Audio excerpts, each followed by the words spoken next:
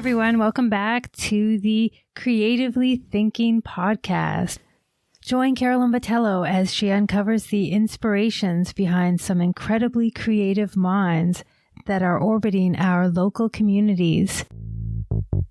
Hi, Kezleigh, or is it Amy Merritt? Can I say your first name as well, or do you identify as Kezleigh alone?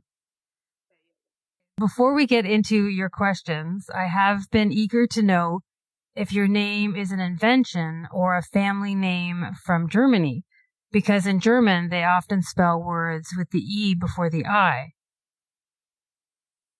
Well, hi. Thank you for having me. I've always been Kezleigh. I used to make up names for myself, pretending that I was someone else.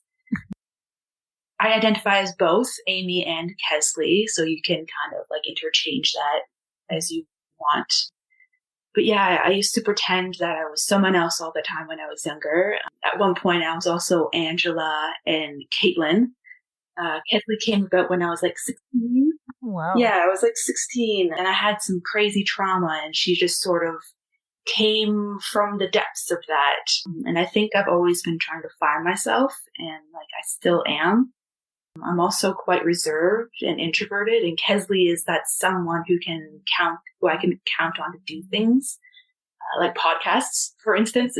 I recently just did an artist talk at the Propeller Art Gallery, and I was absolutely terrified.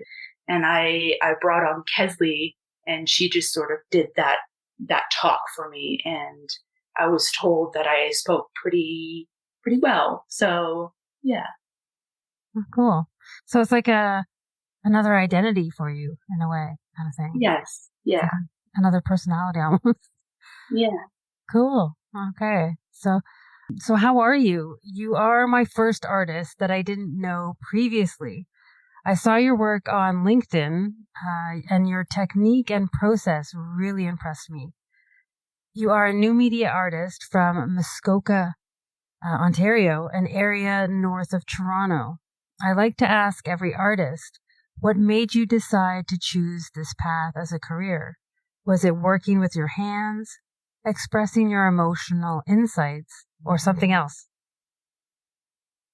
I think many artists would like to say that they've been artists their entire life, and that's true for me as well. But I also want to say that I did choose this path, and I'm actively still choosing it. Being an artist is the hardest career I've ever pursued. It's yourself that you're following, which makes it super difficult to keep momentum. And I think every step I've taken in life has led me here. And I welcome every learning opportunity, positive or negative. And as for working with my hands, yes, I'm a kinesthetic learner. It's part of my work to try to make my dreams and memories and feelings tangible. I'm trying to figure out that deeper meaning to them. I also feel like we're here talking, and the whole world is continuing on this path. We're not all going to be here at some point. And like, I'm not a very religious person, and some people find solace in that in religion. But if you don't, like me, then I think art is a really good replacement for that. And art lives past us, and I think that makes me feel some sort of comfort. Yeah, no, in a sense, you can think of art as a religion. Yeah. Exactly. Yeah, because that's what I think of when I do Tai Chi. I think of like it's a meditation, which in a way is like religion too, which you can also put religion really with whatever you do in a sense, right? Yeah, I mean, like, just the world around you is religion. And, like, all the energies and spiritual emotions, it's all religion. And it's funny how you mentioned Tai Chi, because I do Tai Chi as well. Oh, that's cool. Yeah. I mean, I'm just a beginner at Tai Chi. There's really a lot of steps to it, so I'm just learning, but it does give you this sense of peace and calm, and it's meditative, and it does bring you to that point of religion of feeling that connectiveness. Exactly. Yeah. Like they often would say when in the classes that I would take that it's a moving meditation, and I'd be like, oh yeah, it is, because I would always try to just do the still meditation, and that's hard. Yeah, But then I it, would think, oh, the moving meditation, well, it's just as good. It's just I'm moving, I'm more active, and it's just yeah, it centers you. It brings you to that stillness that I think everyone is really kind of looking for somewhere, right? yeah. And yoga is also that moving meditation as Yeah, well. yeah, yeah, that's a good one too. Yeah.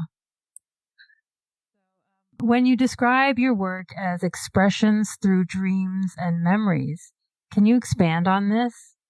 Are they recollections translated directly, or are they skewed by emotional understanding? Or is there another process they are articulated into reality? They are mostly feelings that a memory gives me.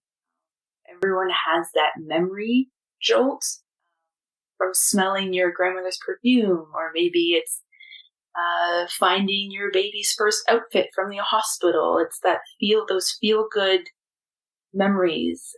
For me, it's hearing gravel crunching in the early spring. Like it takes me right back to the early summer of my childhood home with my dad smelling of like cigarettes and cars. I did one called Shine Like Your Diamonds, and that's the title of this episode. That one might be a series actually of feelings while being on mind altering substances. Shine Like Your Diamond feels like walking on city grass full of garbage and seeing one of those blue copper moths. It has this bit of melancholy because nature will always continue on with or without us humans, but it's also very freeing. Like life moves on. You could have the worst day and the sun will still rise. The stars are still there behind the clouds. And like life tries so hard and it's so inspiring. Yeah, it's hard to put into words sometimes when you're trying to just Yeah. figure out how your work is really how to describe it exactly, because you really need to see it in some ways, right? It's not entirely able to be described and felt at the same time, right? Yeah. And that's where I think I struggle a little bit is with trying to take that feeling and those emotions and the memories and try to make them tangible and really present in this physical world. I find it difficult and challenging in a good way. hmm hmm Can you share with our audience your experience at the Halliburton School of Art and Design? Do you see it as different than traditional schools? Did the faculty expose you to the die cutting and printer mounting process, as well as working with large panels? Oh, wow. So that school is amazing, first of all. There's such a creative energy there that really amplifies everything that you do. I personally love the sculpture garden. A secret, actually, that I like to tell people is that I've hidden little ceramic trinkets made by me there in the forest. Oh, cool. So yeah, so if you go there and you find a little trinket, it's probably mine. Wow. How would you describe how you work with your medium of digital painting? Can it be related to traditional painting on a canvas, or is it a completely different creative process that is entirely unique? How did you end up exploring this type of medium in the beginning? Was it a gradual learning curve? My first experiments actually were paint and watercolor ground on found glass panels. I was also making patterns with pencil crayons and markers. I made t-shirts for friends using my patterns. Like I knew I was trying to express something. I painted a few canvases, but I felt super intimidated by the white space and like this big canvas that I bought was my limited money and resources. I felt like I was wasting money and I didn't really know how to do anything. And everything that I tried wasn't right. It didn't feel right to me. I bought an iPad to read magazines and ebooks on, and I knew that you could download painting apps. So I did. And just as a stress reliever, I started making paintings and designs and collages. As a design student, I had knowledge about setting up documents to print. I searched for eternity for someone to print on glass for me. The closest I could get was someone who printed on plastic, like a plastic vinyl sheet, and then sandwiched that sheet in between two pieces of glass. So I created a few of those, super expensive, really, really prototype stuff. And I still have them in my closet. We got to keep where you got from the beginning, right? You got to keep the beginning stuff. Sorry? I said you got to keep the stuff from the beginning, right? Oh, yes. Yeah. I know. I'm sure there's tons of artists who have tons of art still in their closet somewhere, you know? Yeah. Yeah. But as for digital painting, it's like real painting. If you find the right app that you can manipulate colors like you can in real life, it's less messy, obviously, and I can set up anywhere in the world that has a Wi-Fi connection. And I love that so much about digital painting, because I can just be in Fiji right now and be painting, and that is just amazing to me. Yeah. To do it anywhere must be a really invigorating feeling. Yeah, and I can do it anywhere. I can do it on the bus. I can do it here in my studio. I can be at a cafe doing it. Like, it's amazing. Mm-hmm. But I do feel like some people have an aversion to digital work with the controversy of AI stealing artists' work and NFTs being so lucrative. I even had one gentleman at the Artist Project this year comment on my work and tell me that it's cheating. So that was a bit of a blow to my creativity, I think. But art is all I can say to that. Yeah. You know? Yeah, he doesn't know the process of it. Yeah, and it takes so long to create the things that I create, and it takes months for me to be satisfied with what I have. And you should see my iPad. It's just full of just art that I don't think is ready, or that I want to delete maybe later. It's just a lot of work. You're still in the process with a lot of it, and he probably hasn't seen all the work, Exactly. Yeah, exactly. And my process is completely unique. It took me a long time and lots of experiments to create the work that you see today. It's always evolving, and I really like that. Everything from that first feeling that I get, that I want to capture, to which paintbrush or color or image altering software to use, to the printing setup, to cutting out the image, to the special mounting on the back. It's a battle of research and sourcing materials and people and machines. It's a whole process. And, there's only two companies in Canada, one in Germany and one in France right now, that can help me bring my work to life. And it's wait, they're not in Canada, but they can actually sort of digitally bring it to you from those other countries. Is that what you're saying? So the printing machine that actually laser UV inks the work onto the back of acrylic glass, there's only two companies in Canada that does it. And I found one in Germany that does it and one in France. So there's only limited printers that can help me create my work. Okay, so there is one in Canada, and then there's those other two as well. Oh, okay. Yeah. Okay. For Yeah. a second, I thought you said that they were in those other countries, but then they were like digitally bringing it to you kind of thing. Well, that's the yeah. So that's the great part about digital work as well, because I can send my files to those companies in Germany and France if I have like a show in Europe somewhere. I don't have to ship my work.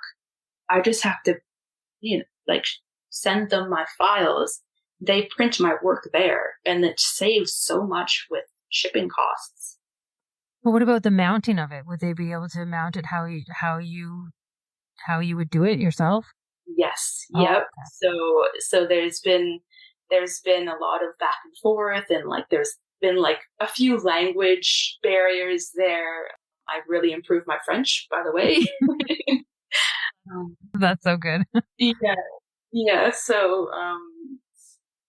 So yeah, they can get my work done in a way that I want it to, and yes, they can put the mounting on the back of it.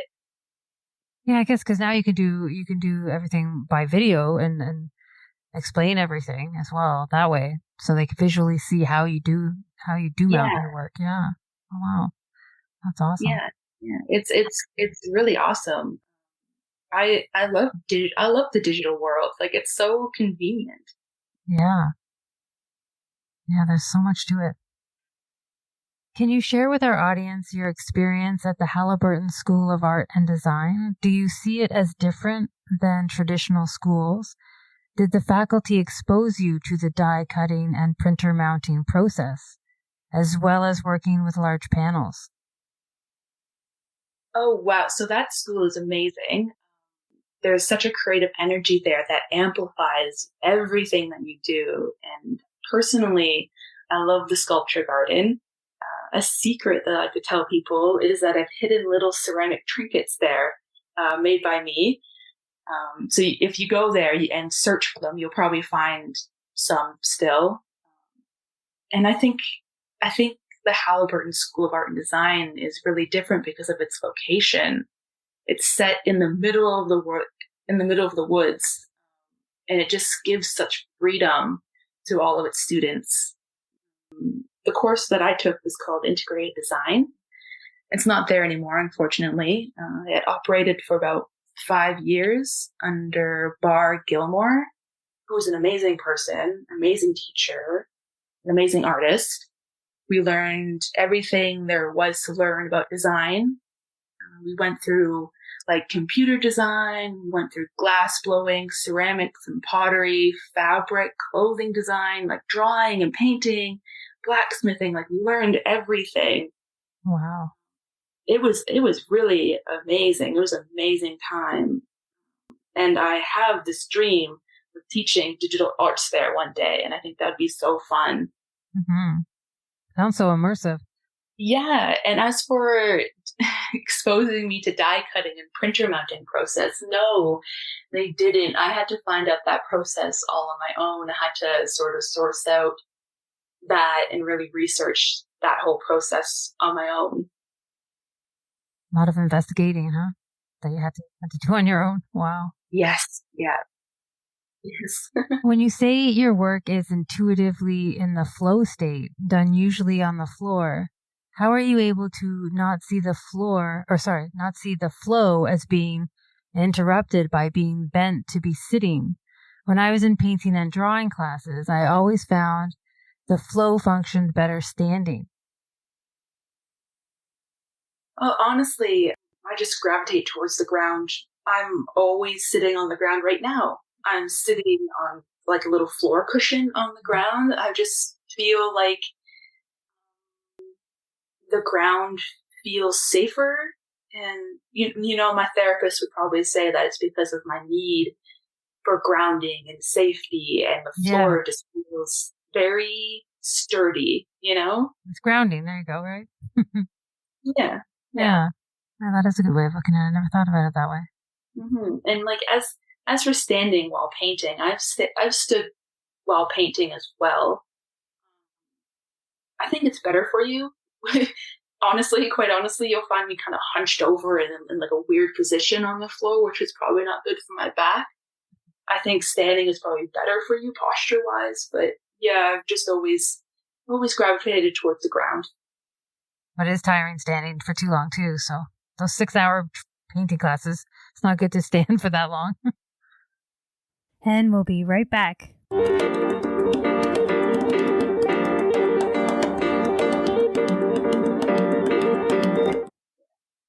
When you think of the words collage or montage, were they part of your creative process in your early days when you were developing your technique? Or was there a different way you came about this style? Was it more of an organic evolution? Can you expand on this for us? So I do a lot of collage in my work. I take a lot of photos of textures and use those. I also find a lot of images on a free image site called Upsale. They've been a part of my work since the beginning. And I think I'm trying to find the balance between abstract and form. Some of my work is quite abstract, and then some of it has some form. I'm not quite sure, but maybe I use them because I can't think of another way of expressing that texture or form. So I need to take a photo of something kind of similar. I'm still kind of puzzling this part out of my work. Yeah, you're figuring it out as you go, right? So I found you on Discover Art Pace with several works representing the human body. Was this before you focused your practice as dreams and memories? Or was this an exploration of subject matter? Were you developing your technique to what it has become today? The human forms are from a series that I was doing kind of unconsciously. My partner Rainer helped me discover that they're actually all me. I was diagnosed with clinical depression, panic disorder, and PTSD about 2 years ago. And since then, I've been trying to get it under control with medication. It's been a hard journey. I've switched medications like 8 times now, just trying to find the right one. That work is all about how it feels to be on medication and all the side effects, from feeling emotionally numb to brain zaps to withdrawals, migraines, weight gain, like these insane wild dreams and like out of body experiences. So all of those forms envelop some sort of feeling or some sort of emotion that I was having while experiencing these side effects on medication. And if anyone who's listening right now is dealing with like all these crazy side effects with medications, just know that like medications, they do help. You just have to find the right one. Yeah, that is so true. Mm-hmm. You really just work with your doctor, find the right one, and like you'll get through it. there's a light at the end of the tunnel, I swear. Yeah, I know, right? But sometimes the doctors don't even know themselves, and that's why you got to be careful. You got to make sure your doctor knows what they're doing and that they have the experience and everything. Because I've seen some horror stories about people being put on the wrong things and just how they've had to deal with like the side effects, and because the side effects can be really, really torture for some people. Yeah. You definitely have to be your own advocate for sure and write down, take notes, because, the doctors see like, I don't know how many people a day, like 50 people a day. They're not going to really focus on you specifically. So and hundreds really over like the course of a year probably. So you definitely have to take your notes and say, be your own advocate and say, look, this is how it is.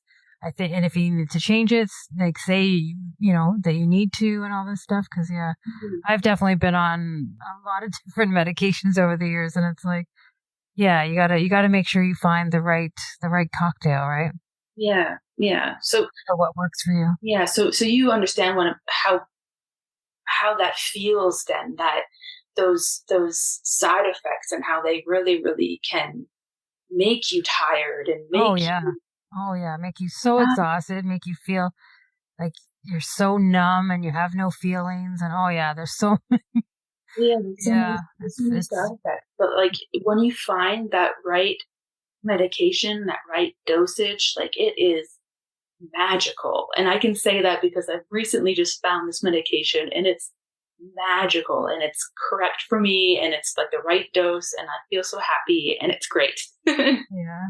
Well, see, I was on the right medication, but then after like nearly a decade, I'm like, you know what? My body's getting so dependent on this. Is this good for my organs, right? So I decided to take myself off of it, but not all at once, right? I weaned myself off of it over like 3 years.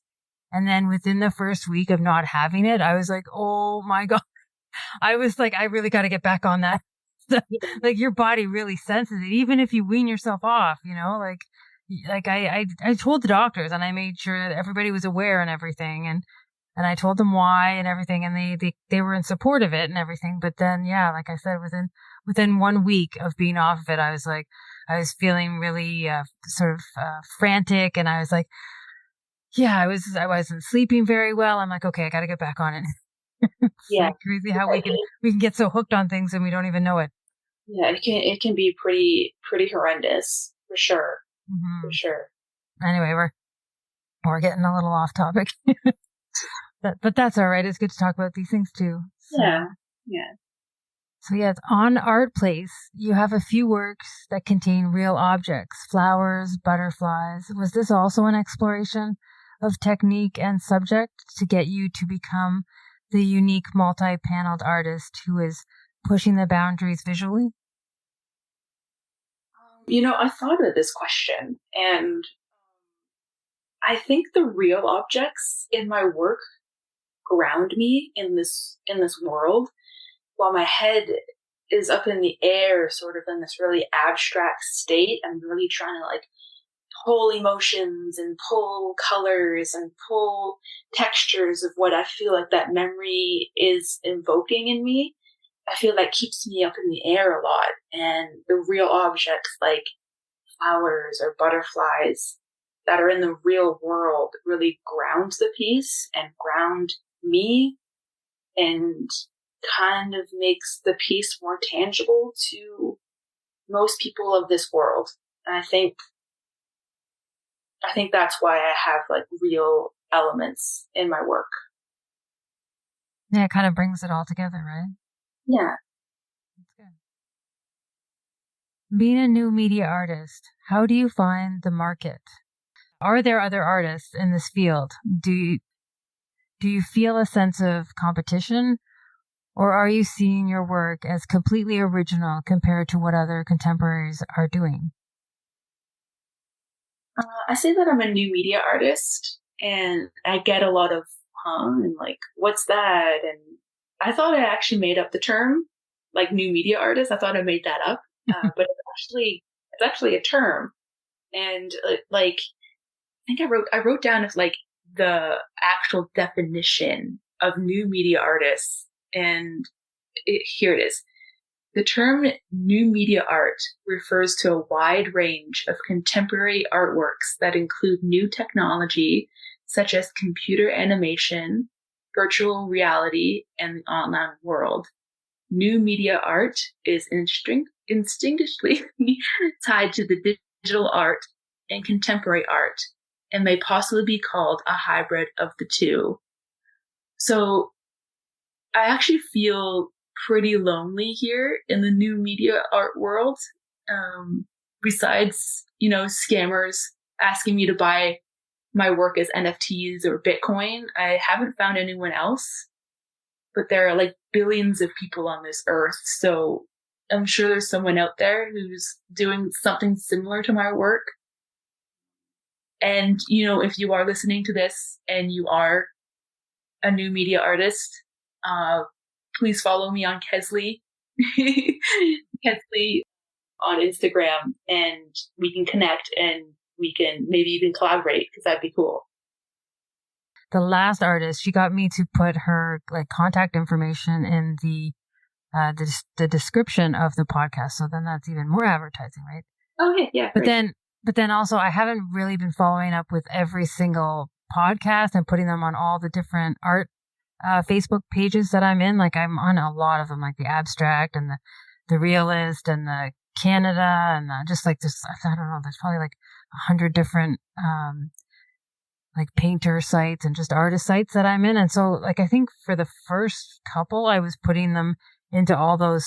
I was sharing them with all those Facebook sites, but now I'm just getting so busy with all the ones that I'm doing that I haven't done it. But the last artist I did, I said I sent her the links of all the groups that I thought she'd be interested in. So I could do that for you too if you want.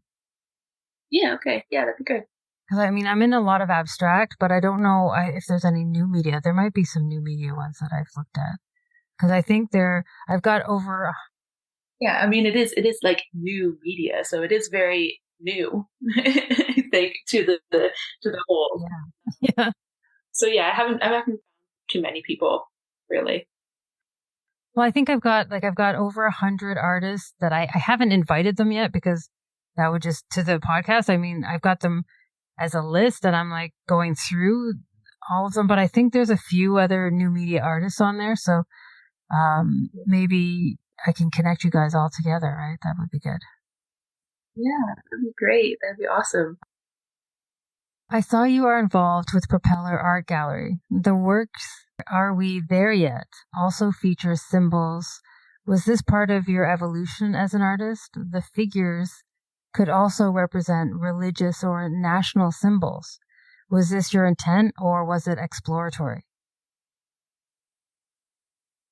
So there is some work that I do that I don't fully understand, and this is one of those pieces which could be confusing to some people, but I find that my work is so in, intuitive that I'm not even sure what it means, and I'll try to explain what it could be about.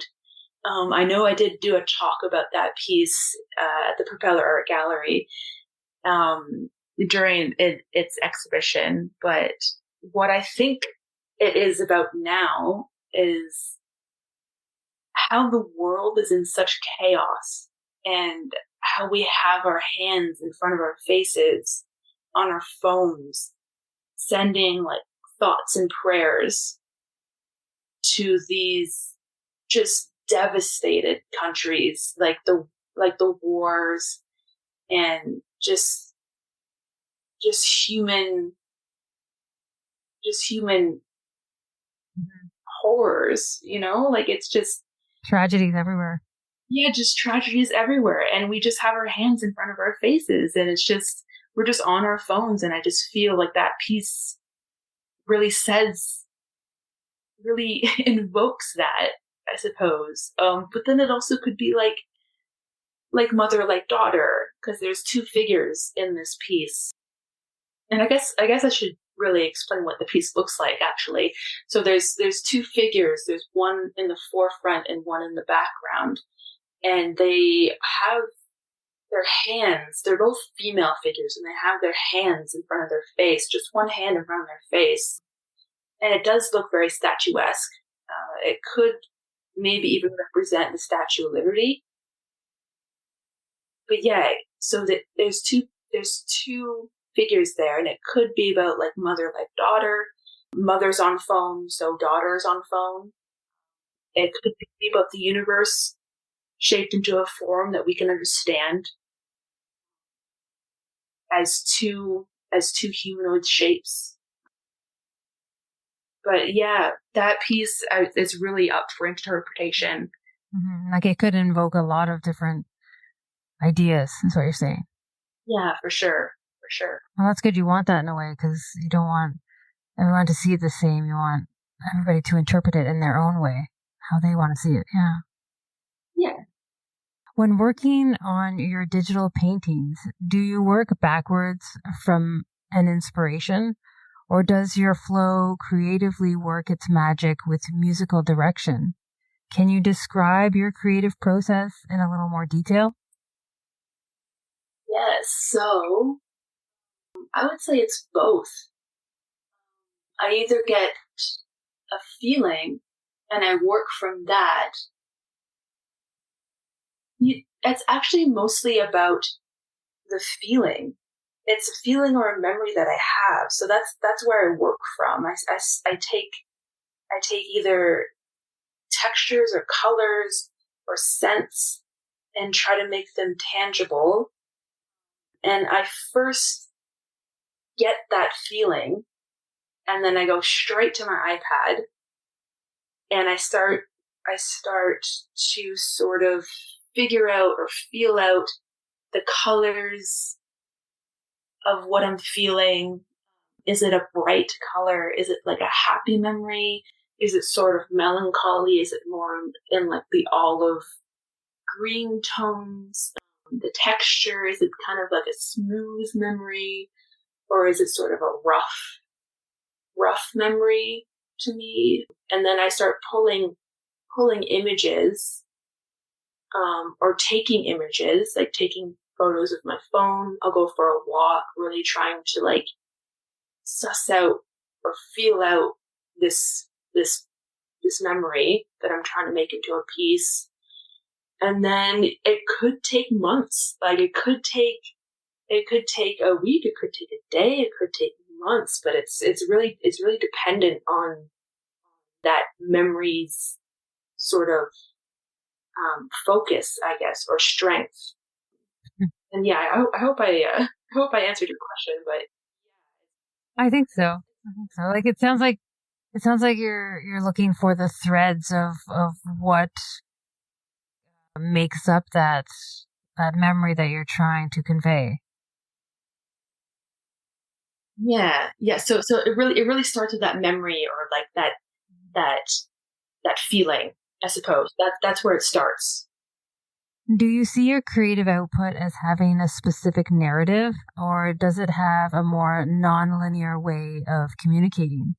Does your non-traditional technique have a message, or is new media the way of the future, pure and simple?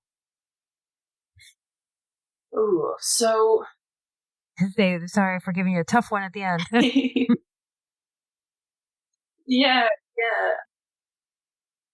Honestly, this is a tough question, because it's something that I've been struggling with. I've been struggling with, like, what is my message? Do I need to have a message as an artist? Do I need to be out there telling people this, or is it just for me as an artist? Is this message for me to try to figure out why I'm here on the planet Earth, or why everything is the way it is? Or do I have a message to tell someone? And I'm not sure if I do have a message or not, or if I do, I haven't found it yet. I haven't found it deep within myself yet. So I'm still trying to find my style. I'm still trying to find me as an artist. And I've only started professionally about 4 years ago. So yeah, I'm still trying to find that Or message. your message could just be, you're an artist and this is your work. That's your message. Like maybe it isn't, a really articulated message that you're communicating. Maybe it's just your art is the vehicle for the message, kind of thing.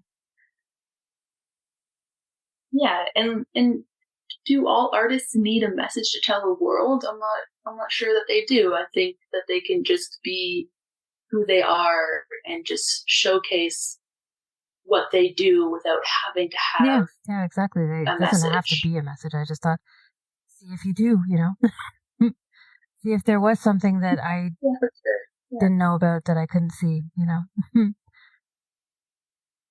Yeah, I mean, there's definitely artists who do have a very, very strong message, and that's amazing. That's great, and more power to them. You know what? Now I'm thinking, like, I wish I had a message. Well, you're finding it, right? There's this one artist that I tried to get an interview with, and she's like, that's all on my website, and I was like, well, this is Okay. You know what? I'm not going to push it. If you don't want to do it, you don't want to do it. I'm just Right, yeah. because you get all kinds though. I've been reaching out to so many people and like you get so many reactions. I can't believe it. Like it's so weird. Yeah, yeah.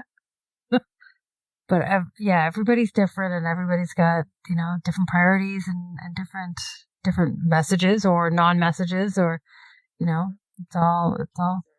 Yeah, I feel like we're all sort of in our own on our own path towards what we're trying to say. Maybe that's what Yeah, it we're all is. trying to figure out our own path and yeah, exactly. And we'll be right back.